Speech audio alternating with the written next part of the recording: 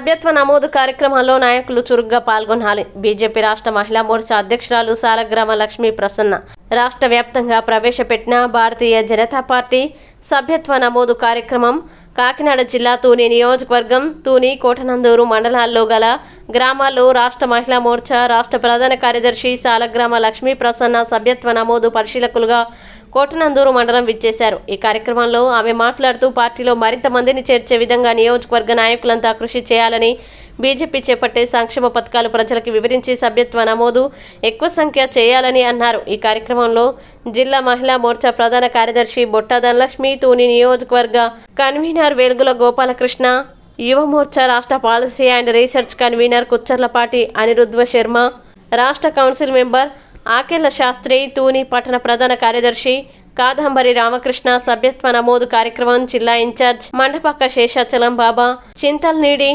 కృష్ణవేణి, భవానీ, కోటనందూరు మండల అధ్యక్షులు సుర్ల రమణ, తంగెటి నాగ సత్యనారాయణ, విశ్వనాథుల వెంకటరమణ మొదలగు నాయకులు పాల్గొన్నారు.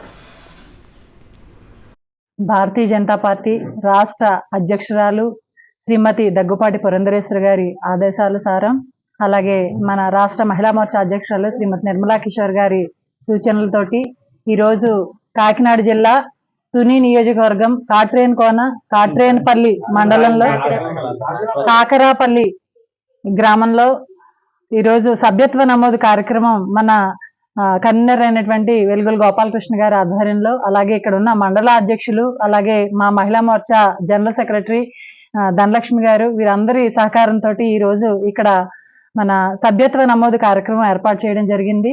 ఈరోజు సభ్యత్వ నమోదు ఎందుకు చేసుకోవాలి, అలాగే మనం ఎందుకు భారతీయ జనతా పార్టీని సపోర్ట్ చేయాలి, మన అందరం కలిసికట్టుగా ఈరోజు సభ్యత్వ నమోదుని మన లక్ష్య స్థాయికి తీసుకువెళ్ళాలి మన జిల్లా నుంచి అని చెప్పి వీరందరికీ కూడా మరి చిన్న మోటివేషన్గా రావడం జరిగింది.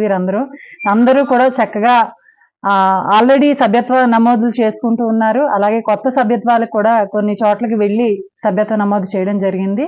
మరి నెంబర్ 1 ప్లేస్లో తుని అసెంబ్లీని ఉంచుతారని వీరందరికీ మనస్ఫూర్తిగా తెలియజేసుకుంటూ ధన్యవాదాలు తెలియజేస్తాను.